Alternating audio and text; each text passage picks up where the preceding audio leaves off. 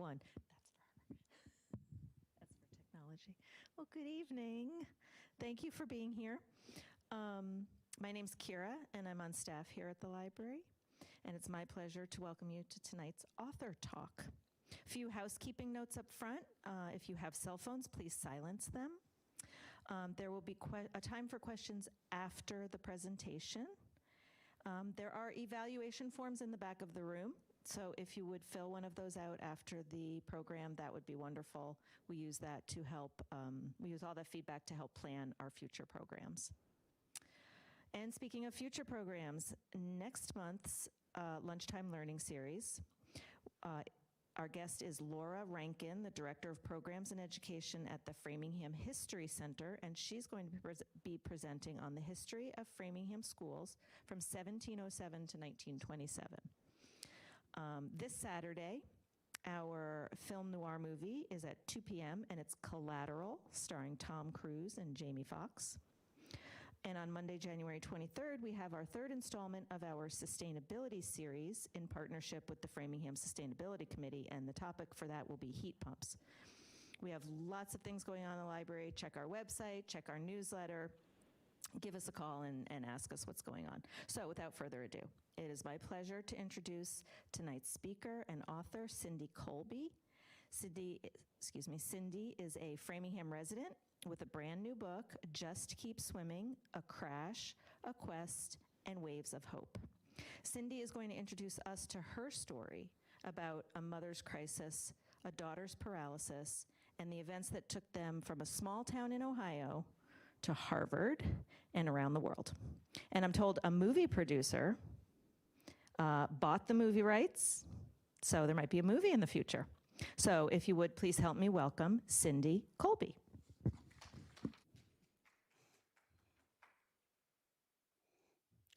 Thank you, Kira, and welcome.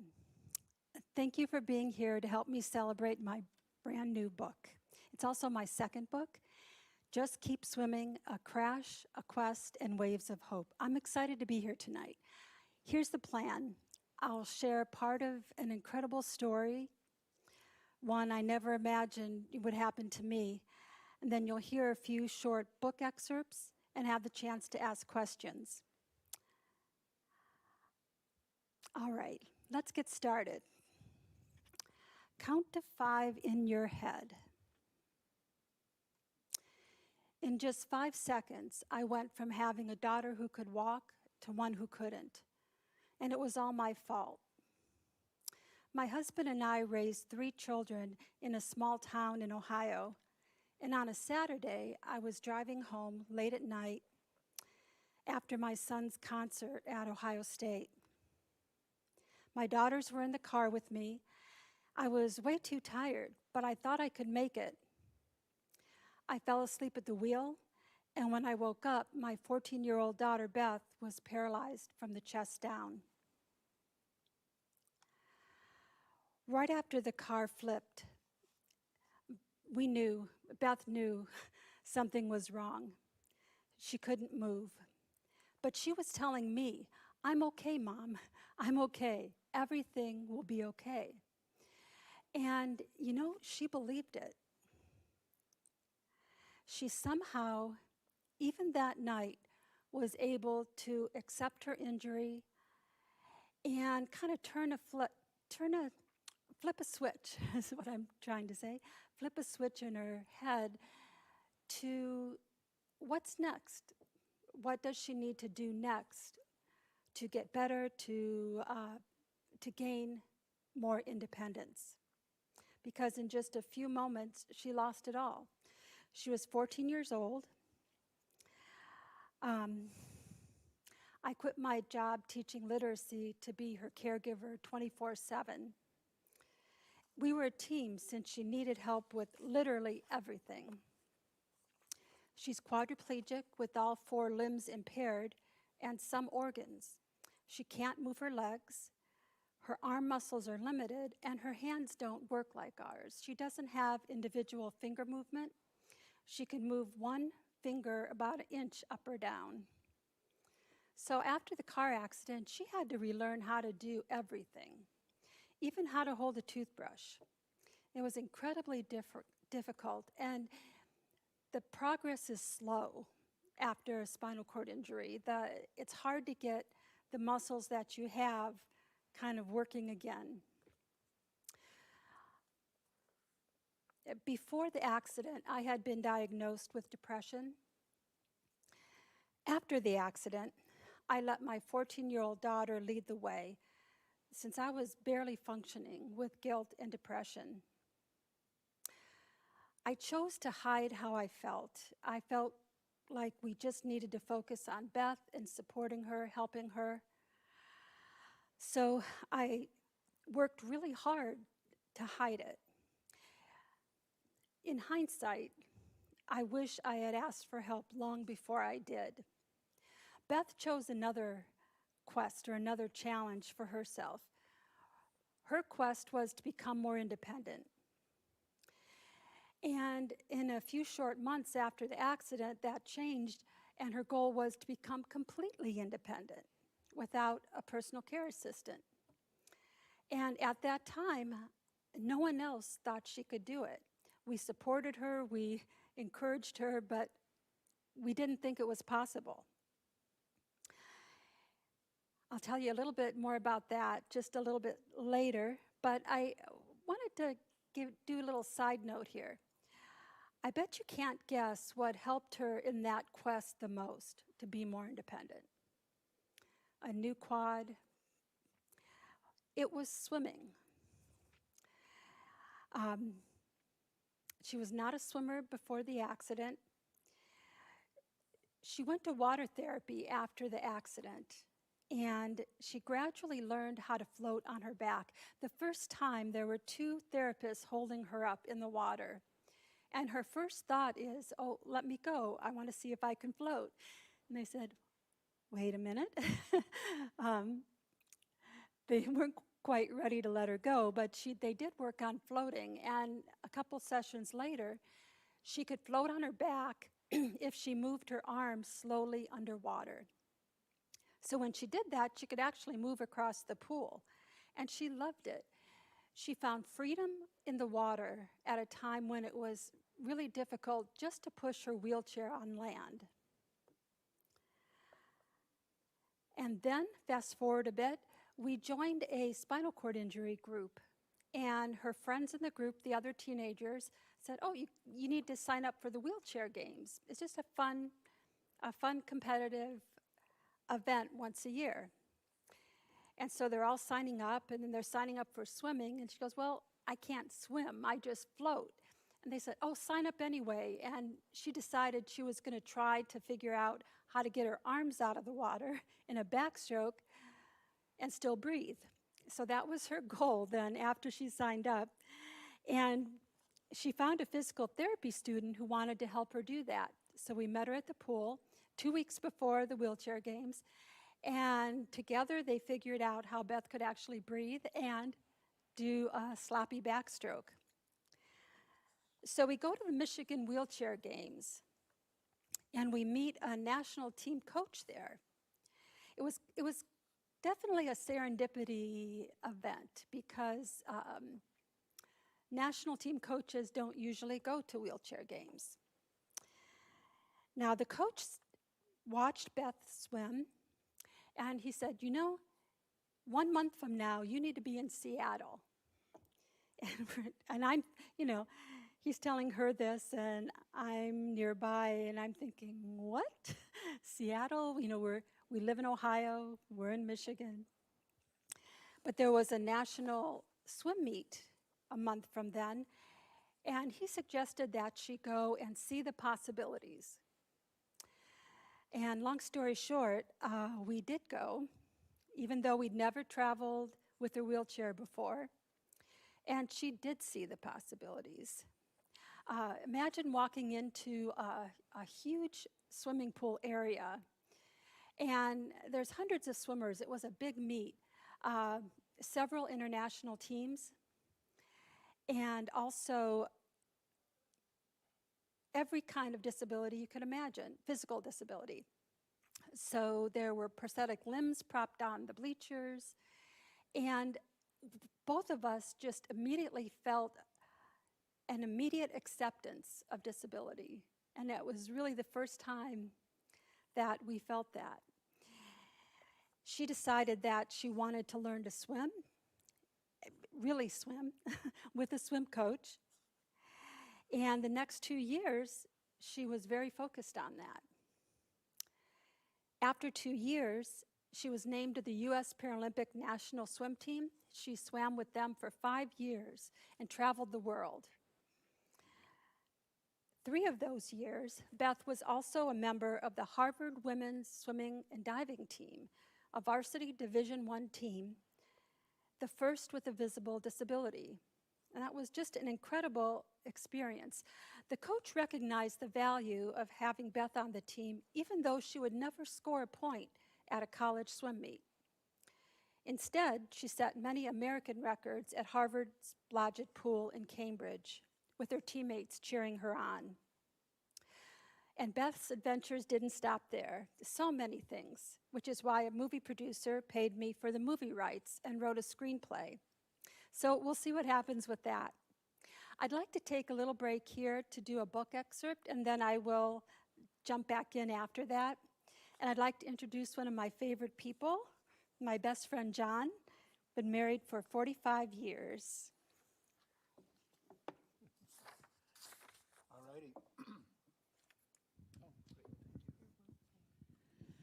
I'd like to start with the beginning of chapter 2, which is called Shatter. Things that don't matter until they do. Caffeine, a payphone, rushing air, loud music, and a ditch in the dark. My experience the night of the accident differed from Beth's. She wrote about it soon after. I was strangely very calm. A nurse told me I was in shock. The doctor stuck many needles in me during the helicopter flight that seemed to last only a minute. I found out later these were high doses of medicine that slows the chain reaction of nerve damage. I landed at St. Vincent Hospital in Toledo. I was taken to an exam room and they cut off my clothes. They jokingly asked me if those were my favorite jeans, and of course they were. I had tests taken while I was trying to get some sleep. Through a speaker in the wall, they were yelling at me to stay awake. When I was taken to a room in intensive care, my dad asked me if I wanted to know what the doctors had just told him minutes before. I was paralyzed from the chest down. I believed it, but it didn't scare me. Hearing her diagnosis for the first time, Beth paused only a moment before simply responding, "Let's talk about what I can do." Sleepy, she added, "I can still sing."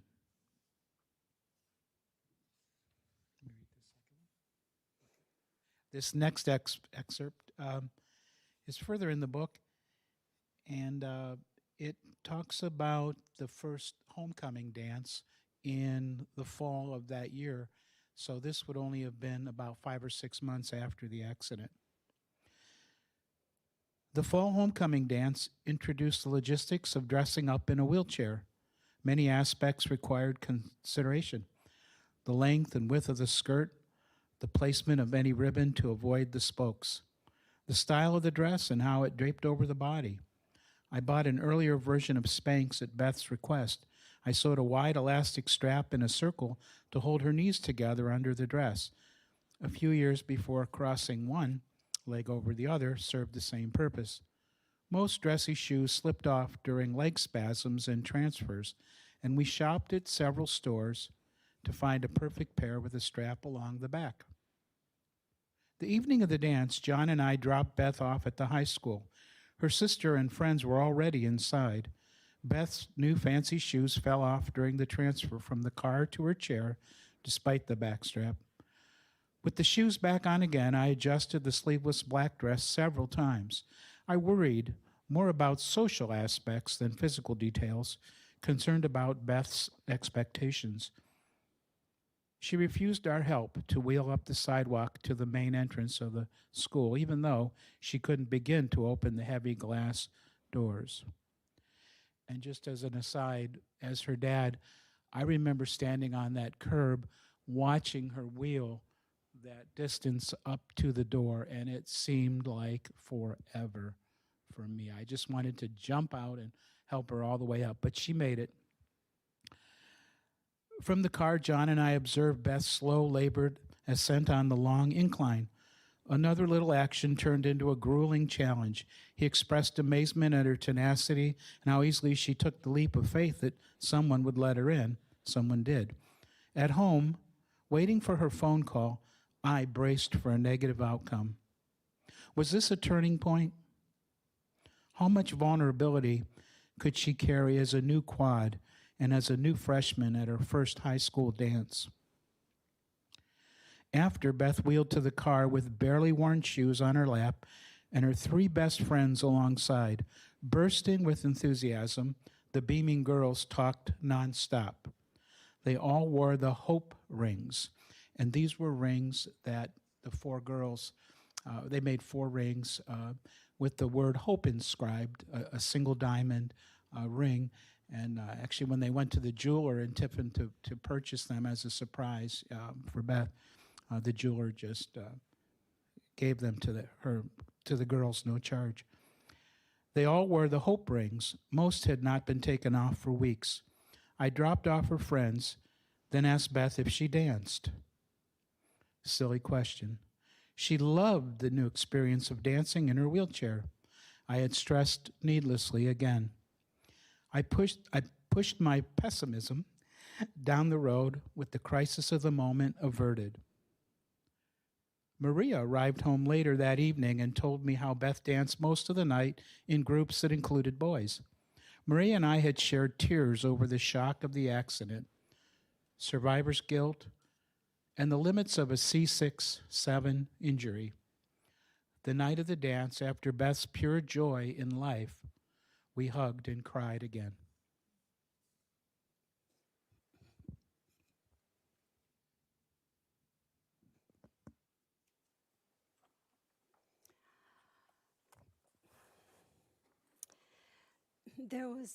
There's one more excerpt that I thought about reading, but I think I'm just going to paraphrase it real quick instead. Beth and I were a team those first 4 years. So the first time that she wanted to swim just to practice at Harvard's Blodgett Pool, she asked me to go with her. She was starting as a freshman there. And of course, I'm happy to do that. Well, it was amazing because every single step of that journey, getting it to Blodgett Pool, over the bridge that had curb cuts that you couldn't use with the wheelchair, so she decided, I can wheel in the street instead. On that, it's so busy, the traffic there. Every single obstacle, there were many. The doors were heavy. There was a big decline from the sidewalk to the doors of the pool. There were, every step of the way, it was really difficult. Or she needed to do something in a different way that maybe wasn't very safe. So she swims, we're leaving, and we go out for lunch. And she is almost bouncing in her chair. She's so happy because, and these are exact words, it was doable on her own. I would never have told someone it was doable on her own. It was so difficult. But in her mind, that's her attitude with approaching challenges. She was happy, I can do this. It's difficult, and she did. For 4 years. And 3 of those years, she was invited to be a member of the team. And that's another whole story, Harvard. Our 2 older kids went to school in Ohio, and Harvard wasn't on our radar. But through swimming and traveling, she saw a billboard We saw it in Seattle, we saw it in Chicago, Indianapolis, and it said quadriplegia at Harvard, A+. And it had a picture of a woman sitting in a power chair with a graduation gown on. Well, what a striking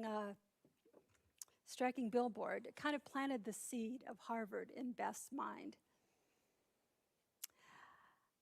And that is just really a small part of her story, but I think I'm going to go on and tell you just a little bit about how we're doing today.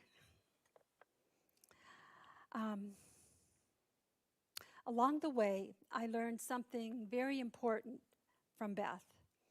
That thing called hope, it really is an incredibly powerful thing. Today, Beth lives in Washington, D.C. with her husband, Dan. She's a health policy lawyer for a big law firm and a new partner with a corner office, and she loves it. She wheels 25 minutes to work each way, and she still swims a beautiful, smooth forward freestyle with legs that drag behind and hands that can't cup the water. If you're in a pool sometime, try that. Don't use your legs, put your hand in a fist, and try to swim the forward freestyle. It's really hard to even go half a length of the pool. We're talking about hope. Symbols of hope can be powerful too. For me, my book is a symbol of hope. And the bracelets that I'm wearing today, they say, "Be brave." And I bought these the same night that I stood on a stage in 2018. And I shared my depression publicly for the first time. It was a This Is My Brave show. It's a nonprofit that helps people with mental health challenges. I'm happy to say that guilt no longer defines me, and my depression is mostly managed. It was a long time after Beth's injury before I could see any light at the end of the tunnel. But I realized later that even when you can't see it, the light is still there. So part of what I hope is the takeaway from my story, my book, is if you're struggling, ask for help. Ask for professional help. And if you don't find the help you need, keep asking. Try something else.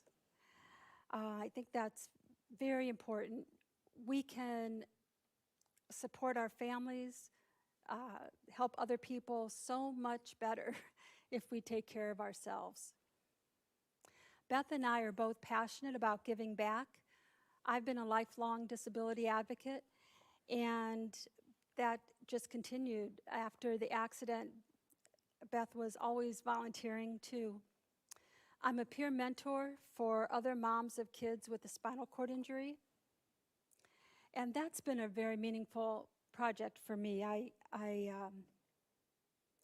love hearing people's stories, and stories have the potential to impact other people's lives. My story is one of those, but so are many of yours. I believe that all of our stories can have a chapter called, "If You Never Give Up, Hope Wins." Thank you for helping me celebrate my brand new book. I thought I'd mention my website is cindykolbe.com. Kolbe is an unusual spelling. It's Kolbe. But you can also Google Just Keep Swimming. Tell you a little bit more about the book and about me. And it also has information. I have a free monthly newsletter, Just Keep Swimming. And it includes mental health resources. So thank you for having me, and I'd love to talk with you.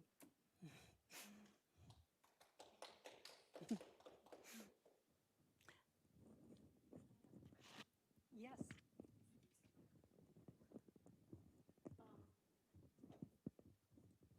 So you were all in Ohio, Mhm. and Beth wanted to go to Harvard, obviously, and she did. How did you guys move out here with her? Was she your youngest child? Like, I'm trying Our to find youngest, out. yes. And in fact, I have a whole a short thing that describes that. Here we go. Okay. In the last 16 years, we've lived in 5 states and 9 cities. We lived in a small town in Ohio, Tiffin, Ohio, Northwest Ohio, uh, for the whole time we raised our kids. And then, in the last 16 years, we followed our daughters out to Boston. Beth was at Harvard. My daughter Maria graduated from college in Ohio with special ed, and she loved the Boston area when she visited Beth. So she got a job right away with Cambridge, in Cambridge Public Schools. So they were both out here, and I'm missing my kids. Ben, my son at that time was in Columbus, so we had an empty nest. So I'm talking to John, and he's retiring from teaching after 30 years in Ohio. And I said, well, what do you think? How about if we head out to Boston? So we did. And we were there at that time, at that point, we stayed 7 years. He taught in Waltham, public schools, elementary teacher. And I directed a nonprofit at that time. Then he retired again, second time. And we were thinking, well, how about a place like South Carolina? You know, great weather. And we thought, you know, we hoped people would visit us, and they did, but just not as often as we wanted them to. Our kids are in Baltimore, Boston, and Washington, D.C. So he taught 2 more years in South Carolina, retired again, and then we moved north to the D.C. area. And then 2 years ago, we moved back to the Boston area to welcome our first grandchild, Rory, my daughter Maria, and her husband Ryder's little boy. And that's wonderful. We're living with them and we love it. So that's, yeah, if you had asked us when we lived in Tiffin, we would never have predicted that we would have moved so much.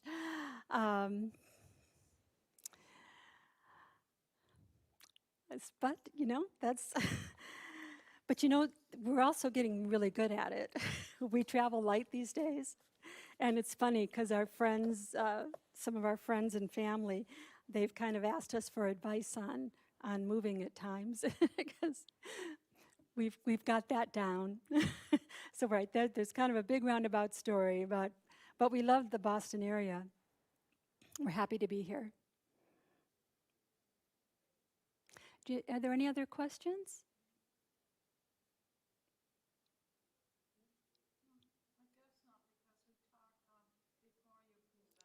Right, right.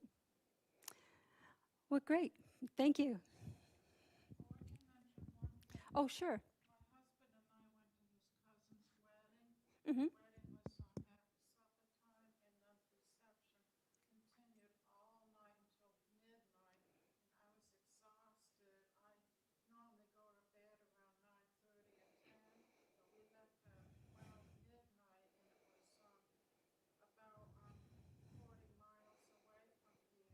Yeah.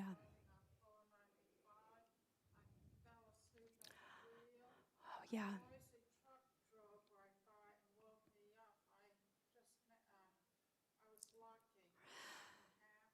Right. Oh, sure. I had,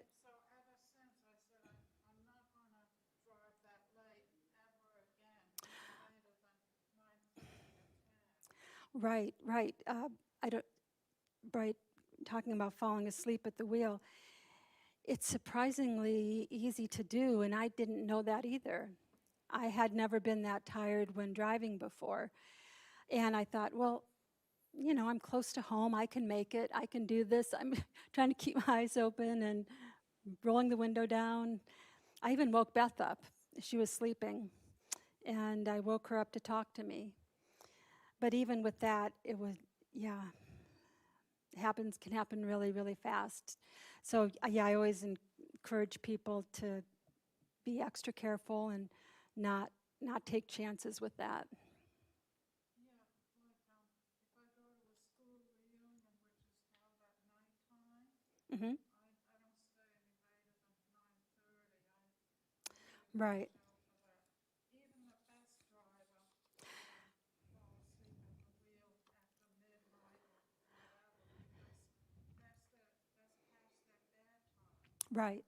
Well, that's true. We have this internal clock Hmm. when you should be asleep by 10 o'clock or whatever. We're not meant to be driving past our bedtime.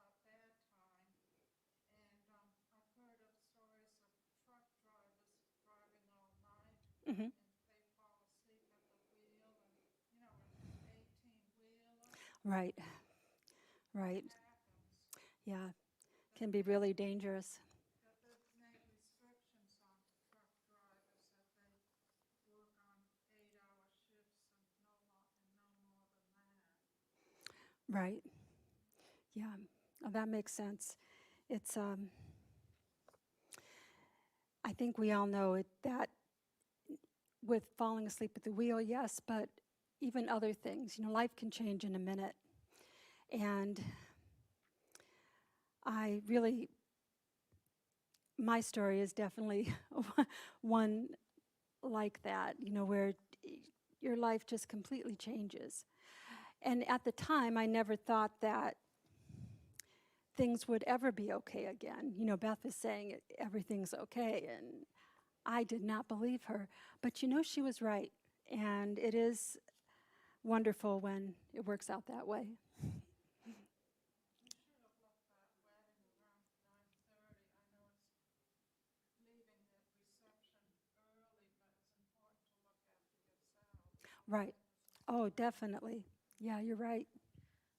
Cindy, you said even that night or day after the accident in the hospital, that Beth was like, "It's going to be all right." I Yeah. mean, I assume she was always a very positive person.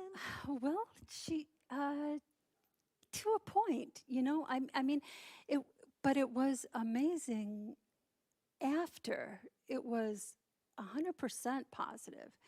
She was able to kind of think about, okay, this happened, I can't change it, which is very hard for most people to get past that initially, that just to accept, oh, this happened.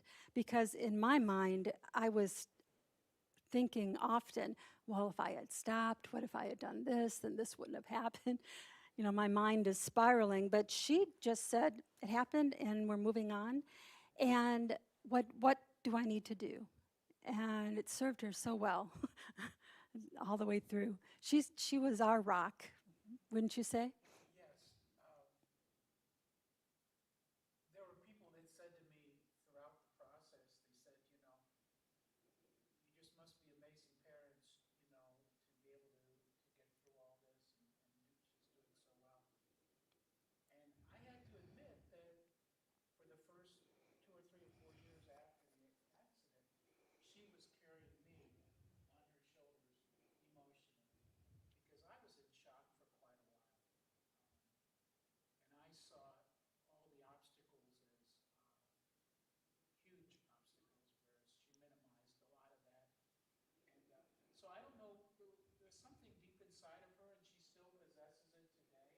There's something inside of her that has this resolve that I can do it. It's confidence. I don't know where it came from, but to this day, even, and thinking back to those difficult early years, she always had that sense of uh, confidence that I can do this. There was one incident I remember at the rehab center just a month or two after the accident, and she went to the rehab place and asked me to help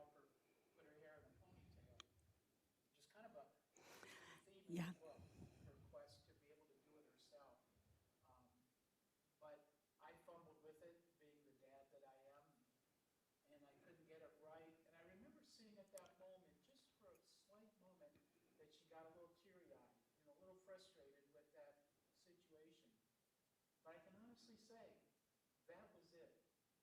In all those years, I never saw her get down, never saw her complain. She was very realistic. I mean, she understood what was going on. She wasn't one of these people that was in denial. Um, she experienced it every day, how difficult it was to get dressed and do all those things. Starting that freshman year in high school in a wheelchair, it was quite a feat also. But I never really saw her get down and complain. And so in that sense, she carried me along. Mhm. Right. For that, I'll always be grateful. Yeah, me too. Can be like that. It baffles me because I don't know what I'd be like if I was in that Right. situation. I Yeah, me too. was supposed to be happy and able to do anything I wanted to do, Mhm. and then you hear about someone that's so unfortunate like that, and they can rise above it so well. Mhm. Right. She was young. Right, exactly, right? I agree. And it, another piece to all this, I thought of when you mentioned putting her hair up in a ponytail. She also has a very unusually high level of persistence, also much more than me, and more than many people. For example, that ponytail thing, she tried every day to do it herself. She tried to get the she did, the occupational therapist. She asked the occupational therapist, they tried to help her, but they couldn't figure it out. So every day she tries to put her hair up in a ponytail. And actually, when she first tries, she almost falls out of her chair forward because she doesn't have the trunk balance then. So she figures out, oh, I got to scoot back. And in my chair, she's sitting, and then try to put her hair up. But she did that every day. And then she couldn't do it. She'd hand the elastic to me. 2 years later, wouldn't you know, she did it. She puts her hair up in a ponytail. And I put a video of it up on my YouTube channel. It's Just Keep Swimming. And it has some of her videos, how-to videos. And she shows, she has one finger she can move a tiny bit, and that helps. But it's still amazing to watch how she figured that out. And she wasn't going to give up, and she didn't give up. I would have probably given up after a day or two. Another thing is the polio vaccine didn't come out until I was 10 or 11, so I knew people that had polio. And Right. there was a girl in my class in school walking on crutches and back braces. Mm-hmm. She had it when she was 3, and she went to a school for crippled children the first few years of grammar school, but then she started coming to a regular school, and she seemed to be so positive about everything. Mm-hmm. And she went to my high school too, and she managed beautifully. Mm-hmm. And then she went to college to study electronics Right. Oh, that's wonderful that she had that attitude too. and telecommunications. Mm-hmm. I feel fortunate every day that Beth was able to approach life in that way. And yeah, in the disability community, we've been so active. Yeah, it's not easy, and it is a struggle. And I don't want to minimize any of those challenges.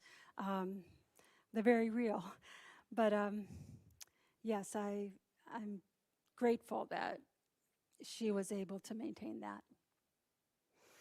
I would say that both of you, with your story, your book, your mentoring, your avenues, your website, all of Hmm. your avenues to reach people, as well as Beth in her regular life, Right. whatever else she does. I can only imagine the number of people that you have each touched, just really helped. I hope so. I hope so. And I Yeah, I think people do need to hear the stories of people doing well with severe disability. Beth, she didn't like it if I used the word inspiration. She thought it was too sappy. So I tease her, of course, and use it quite a bit. But I remember a real touching moment. We were doing a book talk in a bookstore in Columbus, Ohio, and an older lady came up with a younger girl and introduced herself, and she said, "This is my granddaughter. We've both read your book." To Cindy, she said, "I just want to hug you." Yeah, And there it was, just that yeah, one moment, of joy. yeah. That's It been, made it worthwhile. yeah. That's There's no way for either of you to know right, right. and sharing their lives. Hmm. Well, thank you guys. Thank you. Thanks so much.